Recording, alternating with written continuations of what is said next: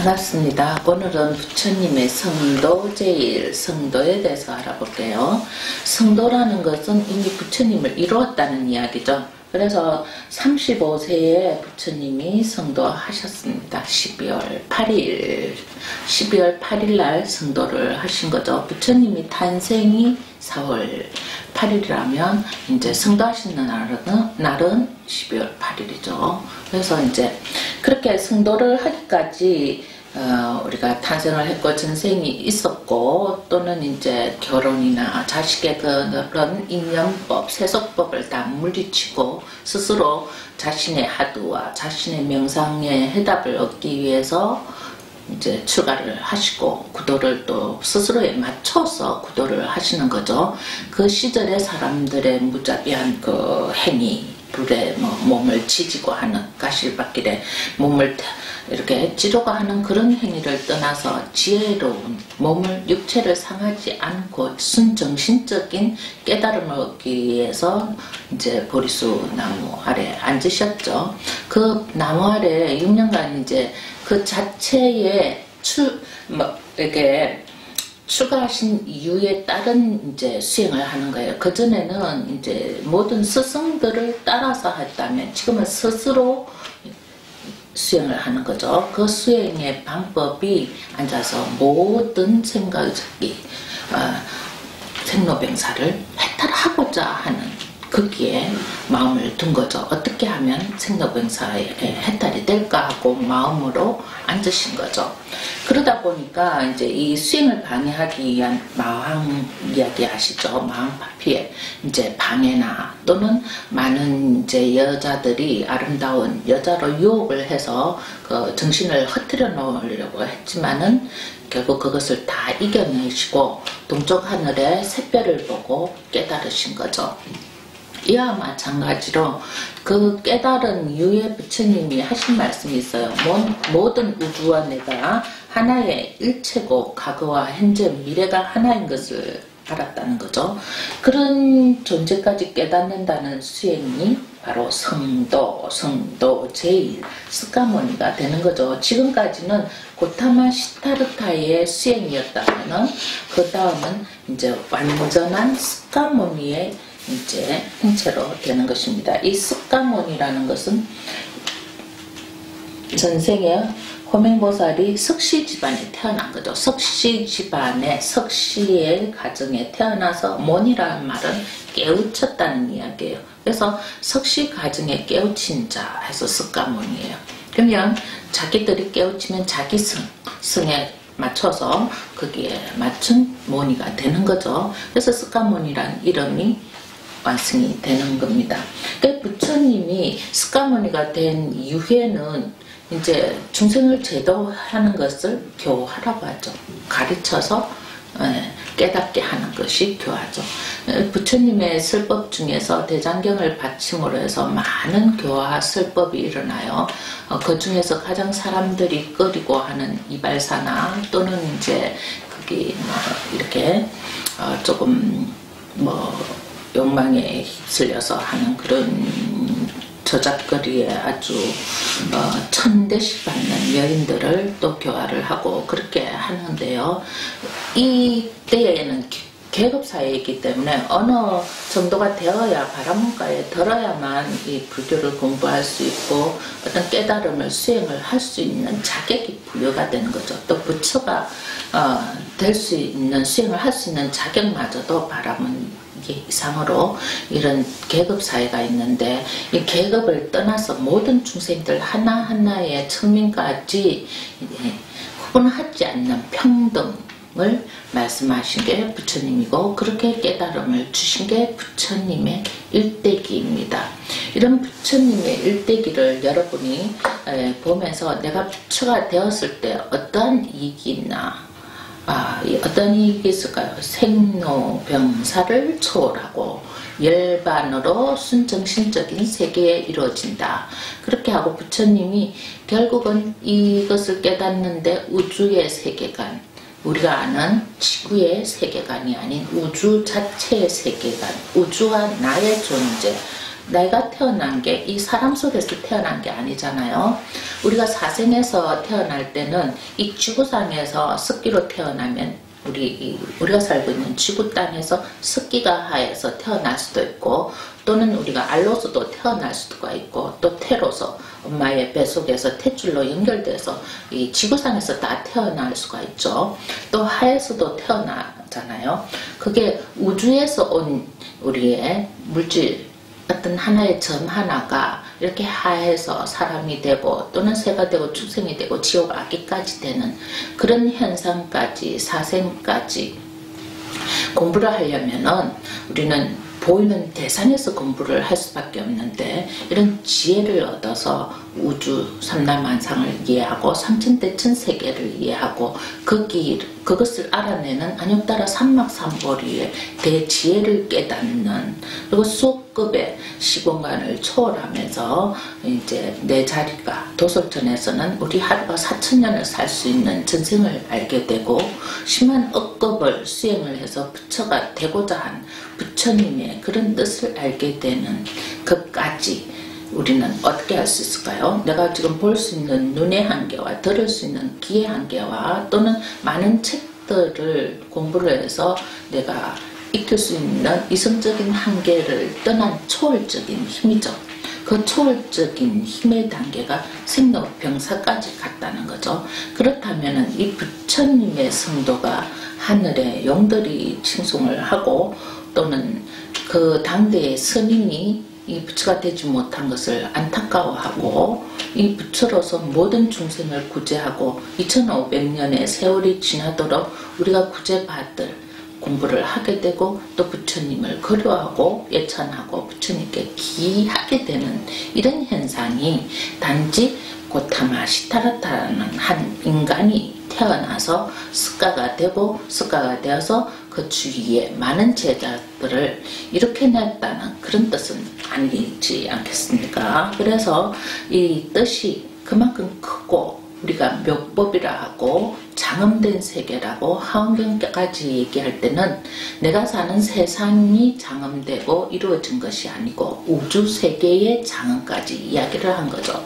그래서 여러분들이 저와 이 부처님의 일대기를 보고 그냥 어느 나이에 출가를 하셨고, 어느 나이에 성도를 했고, 어떤 수행을 하고, 어떤 선인이 오고, 부처님이 어느 나라에서 태어나고, 네 군데의 수행, 구도 또는 설법한 자리, 또는 열반하신 자리에 그 진행이 중요한 것이 아니죠.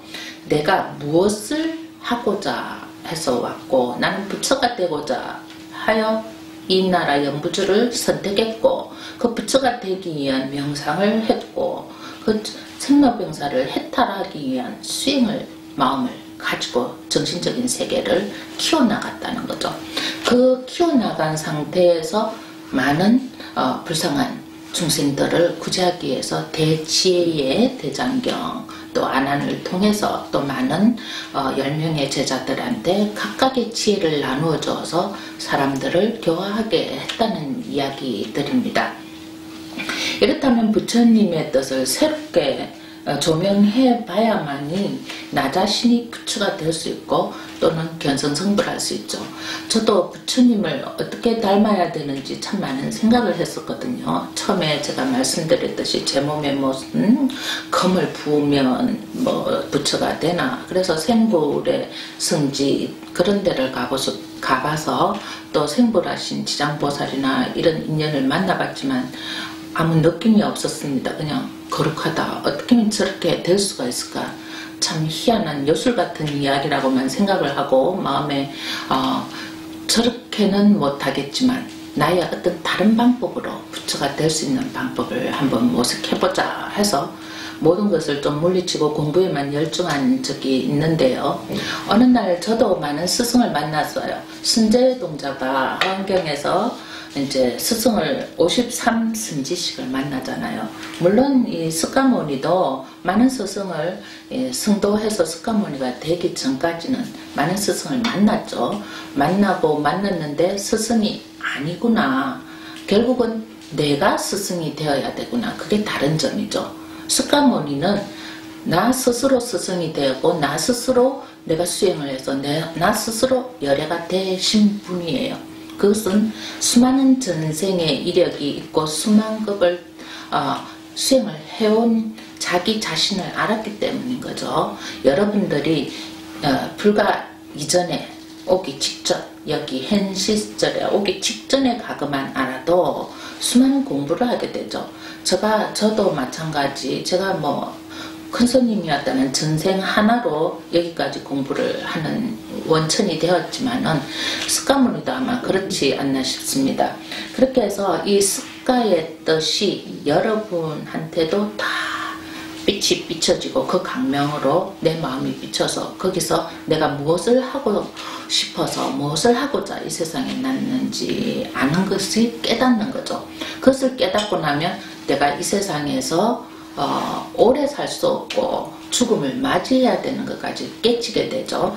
그렇지만 죽음을 맞이해서 죽는다는 것이 아니죠. 결국은 습관은 어디까지 깨달았나요? 이런 거죠. 열반해까지. 육신이 죽지만 이 정신이 계속 윤회하고 정신이 열반해서 어떤 모습으로라도 사람들한테 어떤 형태라도 지혜를 주고 있다. 목이 마른 자에게 이 컵에 커피, 물이 되어서 우리한테 목마름을 구제해주고 또 공부하고 싶은 사람한테 대장경과 인연이 되어서 공부를 하게 해주고 배가 고픈 사람한테는 또 많은 인연을 줘서 배불리 먹게 하고 그래서 절을 하고 부처님이 계신 곳은 굶지 않는다는 얘기가 있잖아요. 그것은 실행을 해보신 분은 아실 거예요. 내가 바깥에서 세상에서 배가 고파서 노숙자가 되고 구걸을 하게 되지 우리한테 많은 복락이 따르죠. 인사도 받게 되고요. 또는 공양도 대접을 받게 되는 거죠. 그리고 나의 정각이 생겨나게 되고 내 이름이 거룩한 스님으로 또는 불려지게 된다는 것입니다. 이것이 부처님의 가피력이고 그동안 이렇게 우리가 모르는 숫자, 수, 10만, 억, 아승직업, 아승지도 1, 2, 3, 4 아승직업이라고 해요. 셀 수 없는 무한대의 급수를 이야기하는 거죠. 억이나 몇 억 급이나 이런 것을 얘기를 한다면 아승직급이라는 것은 또 급의 무한대라는 이야기예요. 그 급이 무한대 되는 그런 숫자까지 우리가 부처님을 뵈면서 부처님 이야기를 하고 부처님 일대기를 통해서 수많은 급의 숫자를 얻게 되는 거죠. 제가 앞서서도 불교 이야기를 숫자에 비유를 했지만요. 우리가 고작 쓰는 숫자는 1에서 100까지 쓰기도 힘들지만 내가 살 수 있는 수명의 숫자가 지금 100살까지잖아요. 그죠? 101살을 염하지는 않겠죠. 한 200살을 염하지는 않는다는 거예요. 그 숫자의 한계가 우리한테는 육체적인 숫자죠. 육체적인 숫자가 100살까지 이 몸이 견딜 수 있겠다 해서 100을 염한다면은 이 부처님 당시에는 아승직업이라고 해서 셀 수 없는 숫자까지 정신적인 것이 계속 살아간다는 거죠. 열반이라는 말은 육신은 죽었대 이 정신의 영적인 자신, 영적인 자기는 계속 이렇게 세상에 머물고 있다는 거죠. 눈에 보이지 않지만 어떤 형태로도 변하여서 이제 우리들의 스승이 되든 또는 어떤 학자가 되든 어떤 나라의 군주가 되든 그렇게 해서 우리들을 보호를 하고 지혜롭게 삶을 살게끔 도와주는 인연이 되어 있다는 것이 열반이라는 거죠. 그것이 부처님의 묘신법이죠. 묘신력이고 원력이고 또는 몇법이고 우리가 알 수 없는 불가사의한 법인 것입니다. 이런 것이 부처죠. 부처. 그래서 제가 부처가 되고자 많은 생각을 할 때 어떤 또 한 분의 스승을 만났을 때 어떻게 해도 부처가 안 되는구나, 나는 부처가 될 수 없구나 하고 있을 때 한 분의 스승을 만났는데요. 그분이 제가 부처님 절에서 공부하고 절에서 부처 법복을 입고 무거운 법복을 겹쳐서 많이 입고 이렇게 어슷대면서 있었는데 그 스승이 하시는 말씀이 저를 보기에 굉장히 무거워 보였나 봐요. 겨울이니까 이렇게 입고 또 거기에 옷을 첩첩이 입은 거죠. 그랬더니 저를 보고 이제 좀 쉬게 하셨어요. 옷을 다 벗고 편한 상태로 좀 쉬어봐라고 얘기를 했는데 무슨 스님이 이런 말씀을 하셔. 내가 지금 옷을 잘 차려입고 스님께 예배를 하고 그렇게 했는데 내가 옷을 무겁게 입었다니 이러면서 시키는 대로 한번 하고 이상하게 고개를 가우뚱하면서 거부를 받았는데, 그리고 그 분이 슬법하는 걸 들었는데 슬법의 그 단어 내자였어요. 견성성불이었어요. 저는 거기에 모든 화두가 다 깨져 버렸어요. 견성성불이라는 게 무슨 뜻이냐면 나의 성품을 보고 부처가 되어라는 거예요. 저는 지금까지 이런 부처님의 일대기나 또는 책을 통해서 또는 수행을 통해서 그리고 뭐 대학이나 불교 대학 이런 많은 인연을 통해서 부처가 되고자 많이 그렇게 갈구를 하고 있었는데, 그 스님을 뵙고 너의 성품을 알아서 너가 부처 성품을 만들면 부처가 된다. 나라는 존재인 거예요. 다른 데서 구하는 것이 아니고, 이렇게 스카모니에게 구하는 것이 아니고 나한테서 너의 부처의 성품을 내라고 하신 거예요. 그 말이 너무 좋아서 저는 이제 제 성품을 하나하나 찾아보기로 했고, 사람들한테 성품을 고치는 방법을 계속 말씀을 드리고 강의를 한 거죠. 제가 구하고자 하니까 그것이 가까운 데 있더라고요. 물론 많은 세월을 거쳐서 스승이 변하고 조금씩 그 스승의 가진 재주를 얻어왔지만 선제동자도 그랬을 거예요. 53선지식을 만나면서 자기의 잘못된 부분 하나하나 또 자기가 원하는 화두를 풀고 갔지만은 결국은 나한테 있다. 너가 부처가 되는 것도 너가 가지고 있고 너한테 불성이 있고 자신한테 있다는 걸 알게 되었을 때 온 털구멍에서 털이 다 나면서 다 깨쳤다는 거죠. 그와 마찬가지로 여러분이 이 갈구하는 세상에서 주는 건 없어요. 이미 유식이나 건강경이나 반야신경에서 세상에서 얻는 것은 인연법일 뿐이지 나한테 있다는 것을 중요시한 게 이게 불교의 가르침이에요. 그래서 부처님께서 결국 스승을 찾았지만 내가 스승이고 태어나서도 오로지 하늘과 땅 속에 내가 존재한다는 이야기를 하신 겁니다. 나에서 부처가 있고 나에서 깨달음이 있고 내가 결국은 다 부처이다, 이런 의미죠. 그래서 지금까지 탄생에서 부처님의 성도 스카모니가 되는 과정까지를 살펴봤는데요. 결론은 나이죠. 내가 부처가 되는 것인데, 내가 부처가 되려면 내 성품에서 부처님이 말씀하신 집착, 사성제의 집착을, 고통이 되는 집착을 소멸하고, 또는 팔정도, 세상의 이로운 착한 바른 정도를 하여서 내 실체를 깨달으면 부처가 된다는 이야기예요. 그래서 성품이 혹시는 이렇게 이기심이나 또는 잘못된 성품이 있으면 그것을 보살이 되고 부처가 되는 성품으로 조금씩 인내하고 고쳐가면은 부처가 될 수 있으리라고 믿습니다. 그래서 여러분이 이 부처님의 일대기를 통해서 부처 되는 길에 한번 도전을 해봤으면 합니다. 오늘은 부처님 일대기 여기까지 마칠까 합니다.